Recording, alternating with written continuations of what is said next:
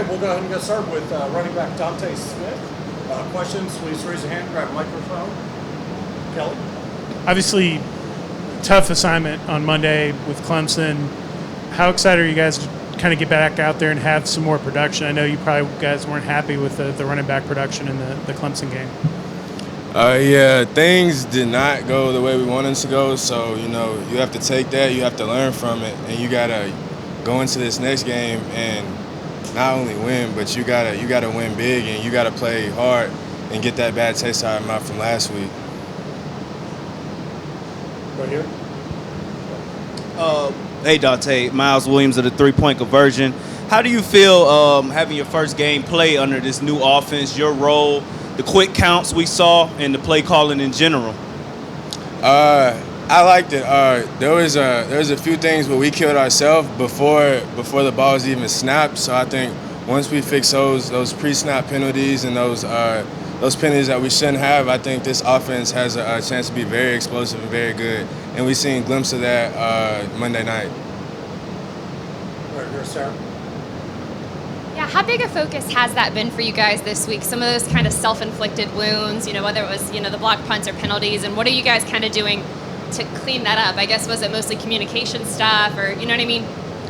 Definitely. We accountability. We know those mistakes that we made are all easy mistakes that we can fix. So our coaches have put in things for us to not let that happen. So those things where we're jumping off sides, we practice that a lot now. People stemming, we practice that a lot, and then of course we have to fix up what we messed up on special teams, and our special teams coaches do a good job on that. So I'm pretty sure that it'll be changed.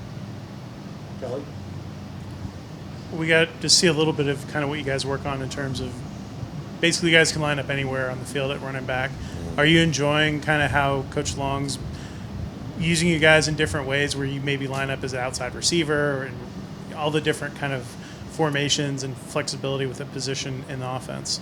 Yeah, definitely. I mean, it's getting us the ball in space. It's giving us more opportunities to get the ball in our hands. And then also you have the opportunity to have two backs on the field at the same time. And, I feel like the guys in our room are able to play outside and come and run the ball. So I just feel like, that's something to make our offense more explosive and just another opportunity to get the ball in our hands. Kelly? As you guys go through the quick week, how has it been just getting ready for a game on Saturday, having played on Monday, and physically, how do you feel? It's different. It's different, but you take it a day at a time. You make sure you recover. Make sure you do all those little things that prevent injuries in a short week. And personally, my body feels great. I feel like I'm ready to play. And we got what, 2 more days. It's coming fast, but I feel like the way our team and our coaches have handled us preparing for this short week, they handled it the right way. Anything else for Dante? How much confidence does playing a team like Clemson give you and your guys going forward the rest of the season? It gives us a lot of confidence. Like I said, what we did that was bad was kill ourselves with pre-snap penalties. But other than that, runs look good, protection look good. So I was happy what I seen from the O-line, and I had confidence in them before, but now I know what they can do, and I'm proud of those boys up front. Proud of Jeff. Jeff staying in the pocket, delivering balls when he's getting hit. That's new to see. That's good to see. So a lot of confidence moving forward, even though it didn't go as planned as we wanted it to go. Okay, that it? Awesome. Thanks, Dante. Yes, sir. Okay, next up, quarterback Jeff Sims. We'll open it right up for questions for Jeff. Kelly? Obviously, a really tough game on Monday night, but I imagine you had to be encouraged by how you guys play. You were obviously, a few mistakes, a drop, a penalty here and there, from it being a really different game. Was that encouraging for you? I know as a competitor it had to be hard, but were you encouraged with where the team's kind of at relative to maybe last year? Yeah, of course. We definitely can't hurt ourselves. I feel like we hurt ourselves too much, and that put us in bad positions. But I was definitely pleased with how the defense played. They came out there, they played hard, and they did their thing. And when offense was when we was penalty free and not hurting ourselves, we was moving the ball, so that was definitely encouraging. And you just got to build on those things and clean up the things that we messed up on. Next. Sarah, go ahead. Just how did it, besides penalties, just how did you feel the offense was moving in that game against Clemson, and how did you feel in the offense? I felt like we was just going play by play and forgetting about the last play and worrying about the play that we was on and not thinking about the next play, just taking it one play at a time. And I think that's something that's big for us, just staying focused on the play that we're in. And I feel like we was moving the ball pretty good. Next. Hey, Jeff, Miles Williams of the three-point conversion. Now, after an exciting game, getting to play in the bins, how do you sort of transition into a short week and focus on your next opponent in Western Carolina? You really just treat every game the same. You prep the same. You do everything the same that you would do for any other game. So we really just been practicing and cleaning up the things that we missed on Monday and the things that we that just kind of hurt us. And we've been focusing on details and all that. So it's really just prepping, and it's definitely faster because it's a short week. But your focus got to be higher when it's a short week because you gotta get that preparation in. Kelly? Did you learn anything about the offense being live? Obviously, it's different than in practice when they're trying to protect you guys. But was there anything in particular you learned that maybe you can take into the next game from just either the tempo piece or being live and getting hit and those things? I know there's a little bit of an adjustment as that happens for quarterbacks, even in the pro level. I mean, it's not really much I learned. It's just things that confirmed what I already knew. When we don't hurt ourselves, we're a pretty good offense, and we move the ball really good. And I feel like when we don't hurt ourselves, that's when we're rolling. So I think the biggest thing for us is not to hurt ourselves. Sarah?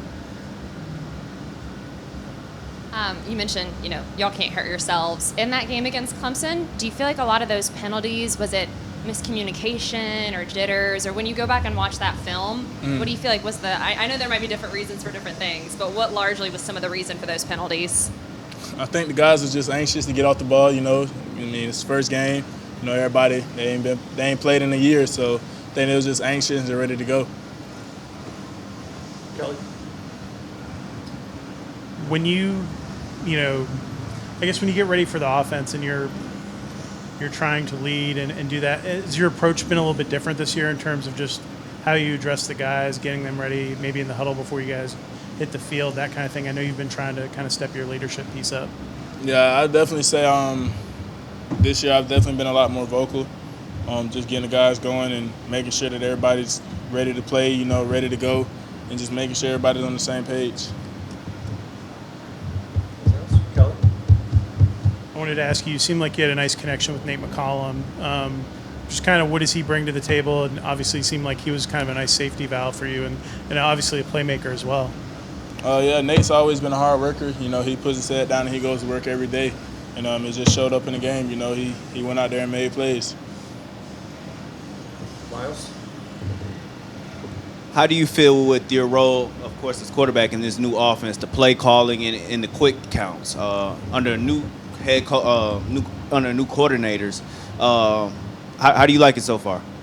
I love the offense. It's definitely I definitely like it because it's a lot more responsibilities for me, and it keeps me focused and keeps me pursuing knowledge. Learning everything, learning every day.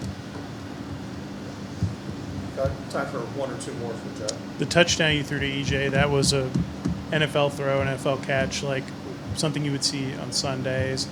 Is that exciting to have some of those elements now and have a guy like that that's so tall you can throw those balls to and be able to make those kind of plays again? Oh yeah, it's definitely exciting. He ran a good route, and I felt like he had a great leverage on the DB, and I just threw it to a spot where only he could get it. It's good when you have a big body like that, so you can do things like that where he just go up and grab it. Anything else for Jeff? Okay. Appreciate you, Jeff. Exactly. Okay, we'll go ahead and get started. Last but not least, we have Jalen King, defensive back. We'll go ahead and start here with Kelly. For about 2 quarters in the first 2 series, really, you guys played really well defensively and shut Clemson down for the most part. What was working? Was that a confidence thing? Is that just kind of what you've seen in practice? kind of what was going on defensively for you guys?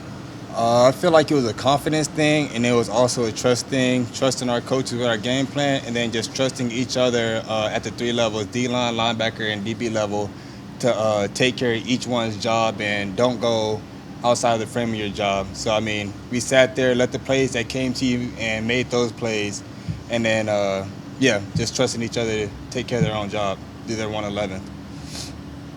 Over to Sarah.